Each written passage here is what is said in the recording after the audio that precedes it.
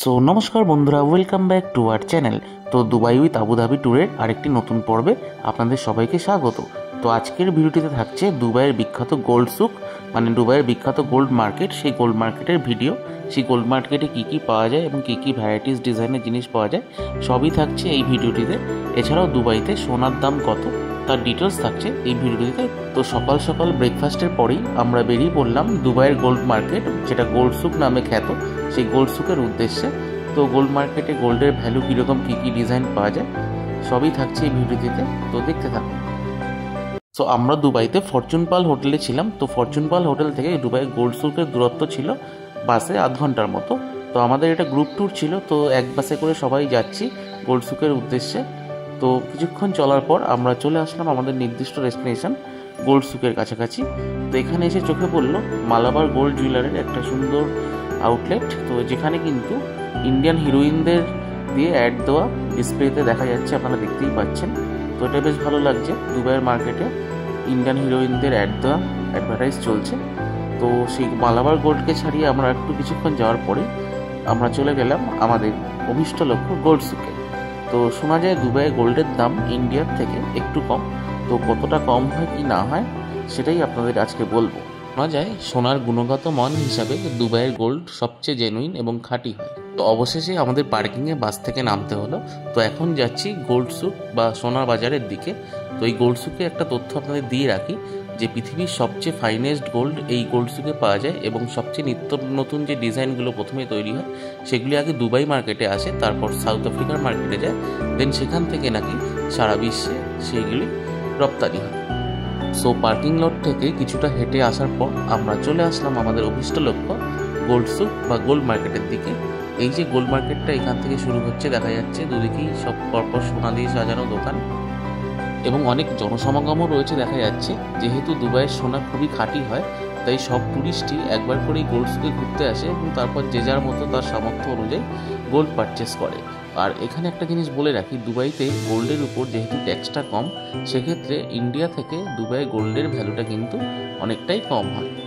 এছাড়াও gold purchase করলে যে টাকাটা ভ্যাট হিসাবে কাটে, সেই টাকার 87% এয়ারপোর্টে ভ্যাট রিফান্ড কাউন্টার থেকে আপনারা সংগ্রহ করে নিতে পারেন। তো সেক্ষেত্রে সোনার দামটা অনেকটাই কমে যায়। গোল্ড পারচেস করার সময় এখানকার দোকানদাররাই আপনাকে লিখে দেবে তার বিলে যে কত টাকা আপনি ভ্যাট রিফান্ড কাউন্টার থেকে রিফান্ড পাবেন। পুরোটাই কিন্তু খুবই ট্রান্সপারেন্ট, এই ব্যাপারটা কিন্তু আমার খুবই ভালো লেগেছিল। তো আমরা প্রথমেই এসে দেখলাম এই কাঞ্জ জুয়েলার্স। তো এই কাঞ্জ জুয়েলার্স এখানে one of the biggest store গোল্ডের, এই গোল্ড সুকের। তো এই দোকানে এসে যেটা ভালো লাগলো, এই সামনে দেখা যাচ্ছে পৃথিবীর সর্ববৃহৎ আংটি, যেটা বলতে পারেন গিনিস ওয়ার্ল্ড রেকর্ড রয়েছে। তো এটি এখানে রয়েছে। তো সবাই যে যার মতো ছবি তুলছে। এছাড়াও সোনা দিয়ে তৈরি বিভিন্ন রকম ড্রেসপত্র, অন্যান্য অনেক জিনিস এখানে উপলব্ধ ছিল। এবার দেখাই এই গিনিস ওয়ার্ল্ড রেকর্ড হোল্ডার এই আংটিটি। এটা নাজমাত তৈবা নামে বিখ্যাত।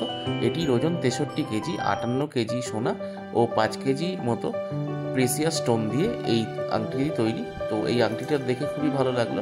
এবার আমরা যাব দোকানের ভিতরে। তো তবে তার আগে বাইরেটা একটু দেখাই। ডিসপ্লেতে বিভিন্ন রকম সোনার জিনিস এখানে রাখানো ছিল, এবং এই যে সামনে আপনারা দেখতে পাচ্ছেন যতদূর চোখ যায় পুরোটাই কিন্তু গোল্ডের শপ, মানে গোল্ড মার্কেট। তো সবই সোনার দোকান এখানে। এবার আপনাদের দেখাবো এখানকার সোনার কীরকম রেট। সব কিন্তু এইডিতে দাম রয়েছে, 18 ক্যারেট, 21 ক্যারেট, 22 ক্যারেট ও 24 ক্যারেট সব রকম সোনা কিন্তু এইসব দোকানে পাওয়া যায়, এবং প্রত্যেকটির দামই এখানে কিন্তু উল্লেখ থাকে। তো খুবই ভালো ছিল, এবং ব্যবস্থাপনা খুবই ভালো, এবং প্রক্রিয়াটা খুবই কিন্তু ট্রান্সপারেন্ট। এটা কিন্তু আমার বেশ ভালো লাগছিল। তো দেখতে থাকুন এই সোনার দোকানে কী কী স্টক, কী কী ভ্যারাইটিস জিনিস আমরা দেখেছিলাম। তো দোকানে কিন্তু মারাত্মক ভিড় ছিল। তো আমরা অনেকক্ষণ দাঁড়ানোর পরে এই কাউন্টারে সোনার দোকানের কাছাকাছি গেছিলাম। বাট তার আগে যেহেতু ভিড়ভাড়টা ছিল, আমি দোকানের আশপাশটা একটু ঘুরে দেখছিলাম। তো কী কী স্টক ছিল, বিভিন্ন রকম আংটি, ইয়াররিংস সব রকমই কিন্তু রয়েছে, সেগুলোই আপনাদের একবার দেখাই। তো অনেক রকম স্টক, ভ্যারাইটিস, নেকলেস সবই কিন্তু এখানে ছিল। তো আপনারা দেখতে থাকুন কী কী স্টক এখানে আমরা দেখেছিলাম, কী কী জিনিস। এই খুব সুন্দর সুন্দর নেকলেসও কিন্তু আমরা দেখেছিলাম, বেশ ভালোই লাগছিল এগুলো দেখতে, মানে ডিজাইনগুলো একটু আনকমন। এছাড়াও সোনা দিয়ে বাঁধানো চশমা, মানে সোনার চশমা, সানগ্লাস অনেক কিছুই কিন্তু এখানে দেখেছিলাম। এছাড়াও আইফোনের ব্যাক কভার, যেটা পুরোটাই সোনা দিয়ে মোড়া, সবই কিন্তু এখানে ছিল। এই ব্যাপারগুলো বেশ ইউনিক লাগছিল আমার কাছে। তো আমরা যখন জানুয়ারি মাসে দুবাইতে গেছিলাম তখন দুবাইতে 1 গ্রাম 22 ক্যারেট সোনার দাম ছিল 310.75 AED, ভারতীয় মুদ্রায় 7,500 টাকা, আর তখন ইন্ডিয়া ছিল 8,500 টাকা পার গ্রাম। মানে দুবাইতে প্রতি 10 গ্রাম 22 ক্যারেট হলমার্কযুক্ত সোনার দাম ছিল 75,000 টাকা, আর ইন্ডিয়াতে সে সময় 10 গ্রাম সোনার দাম ছিল 85,000 টাকা, এবং সোনার মজুরিও এখানে ইন্ডিয়ার তুলনায় অনেকটাই কম ছিল। আপনি যে ডিজাইনের জিনিসটি পারচেস করবেন সেই ডিজাইনের উপর নির্ভর করে টোটাল বিলের উপর 10 to 15% মজুরি ছিল। ওভারঅল 10 গ্রামে 10 থেকে 11,000 কম পড়ছিল ইন্ডিয়াতে। সো এবার আপনাদের দেখাই পুরো বডি হ্যাঙ্গিং সোনা দিয়ে তৈরি অলংকার। এগুলো কিন্তু সচরাচর আমাদের ইন্ডিয়াতে দেখা যায় না, অসম্ভব সুন্দর দেখতে। সো মার্কেটটা ঘুরতে ঘুরতে আমরা পাশে আরেকটি সোনার দোকানেও ঢুকেছিলাম। সেই দোকানটাও কিন্তু বেশ সুন্দর সুন্দর ডিজাইনের জিনিসপত্র ছিল, এবং এখানে একটা জিনিস বেশ ভালো যে AED-তে আপনাকে জিনিস পারচেস করতে হবে এবং সেটা ভারতীয় টাকায় কত হচ্ছে সেটাও এরা বলে দিচ্ছিল। এছাড়াও সুন্দর সুন্দর ডিজাইনের মুকুট, চূড়, হাতে পরার বিভিন্ন রকম চুড়ি, অনেক রকম ডিজাইনের জিনিসই কিন্তু এখানে উপলব্ধ ছিল, এবং ডিজাইনগুলো খুব ইউনিক, আর সোনার গ্লেজটা ছিল অসাধারণ। সো আপনাদের আগেই যেমন বলেছিলাম, এখানে একটা ভালো জিনিস, সোনা পারচেস করলে যে টাকাটা ভ্যাট কাটে সেই ভ্যাটে কত অ্যামাউন্ট আপনি ফেরত পাবেন এই সোনার দোকানের এই দাদারাই কিন্তু হিসাব করে আপনাকে বিলের সঙ্গে লিখে দেবে।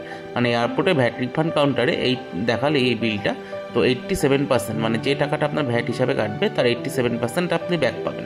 তো সেক্ষেত্রে সোনার দামটা ইন্ডিয়া থেকে অনেকটাই কমে যায়। সো প্রথমে এরা একটা রাফ বিল আপনাকে দেয়, এই বিলটা নিয়ে কাউন্টারে পেমেন্ট করলেই ওরা ফাইনাল একটা বিল দেয়, সেখানেই পুরো ডিটেলসটা লেখা থাকে আপনি কত রিফান্ড পাবেন। তো অবশেষে অনেক কিছু জিনিস দেখার পর আমার গিন্নি একটা জিনিস পছন্দ করলো। তো দুবাইতে গেছে, গোল্ড না কিনে আনলেই নয়, তো একটু মোমেন্টো হিসাবে নিয়ে আসার জন্য এই গলার চেনটি পছন্দ করলো। তো সেটি এখন পরে দেখা চলছে। তো মোমেন্টো হিসাবে দুবাইয়ের গোল্ড নিয়ে আসা একটা অভিজ্ঞতা অন্যরকম, এবং একটু ইচ্ছাও ছিল, একটা স্বাদ পূরণ বলতে পারেন গিন্নির। তো দুবাই থেকে গোল্ড কিনে নিয়ে আসা, তো সেটাই এখন পরে চলছে, দেখাশোনা কেমন হচ্ছে দেখাচ্ছে আমাকে। বাট ভালোই ছিল অভিজ্ঞতাটা আমাদের। গিন্নির জন্য এই চেনটি ছাড়াও মায়ের জন্য একটা ইয়াররিংস আমি কিনেছিলাম, তো সেগুলোই এখন বিল পর্ব চলছে। তো যে রাফ বিলে যেরকম বলেছিলাম, রাফ বিলে এখন সোনার কত কি ওয়েট, কত কি পেমেন্ট, কত টাকা ভ্যাট রিফান্ড পাবো এটা লিখে দিচ্ছিল। এই রাফ বিলটি আর অর্নামেন্টসটি নিয়ে এবার আমরা ফাইনাল বিল কাউন্টারে ওখানে গেলাম।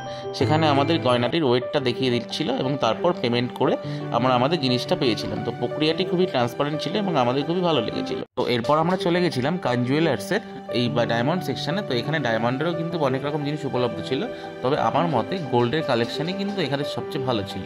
তো এইবার সোনা কেনাকাটি করে এবার বাইরেটা ঘুরতে আসি, বাইরেটা দেখাই। এখানে কিন্তু বেশ ভালোই ভিড় ছিল, এবং মোটামুটি যত রাত হচ্ছে তত যেন ভিড় আরও বাড়ছে।